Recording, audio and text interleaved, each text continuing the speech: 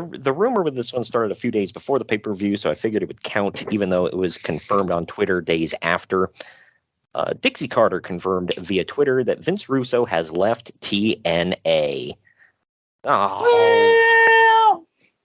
Yeah, well, yeah. Well, I forgot about that one.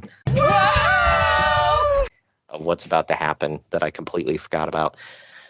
But yes, Russo has indeed been ousted from TNA's creative team, which Dixie confirmed on her Twitter feed. Quote, TNA and Vince Russo have mutually parted ways as of this week. The separation is amicable and professional. We are glad for and fake. Don't forget fake. Oh, of course.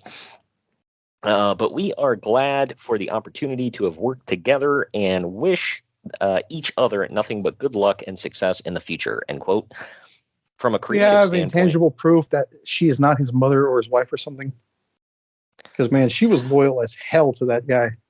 She was willing to get thrown off of, like, it wasn't just getting thrown off of Spike TV and getting ousted by Paramount as a whole, but the fact that you are willing to, like, just break away from Spike, who was basically a financial partner with them.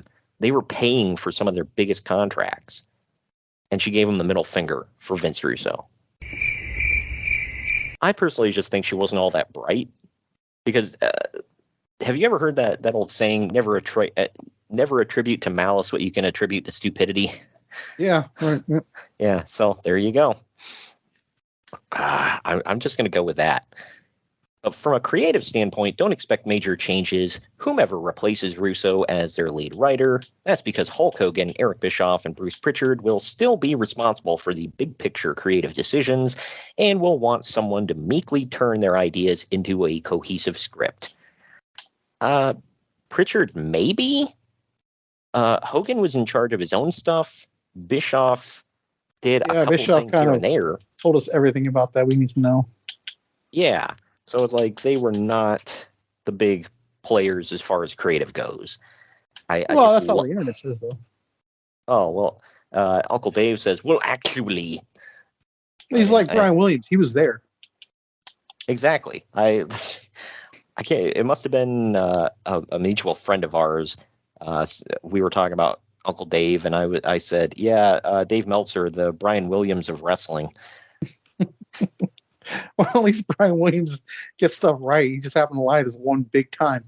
Yeah, right. Well, this brings us to our newest soundbite. Shut the f*** up, Dave! Well, if anybody doesn't know... My new favorite soundbite. Exactly.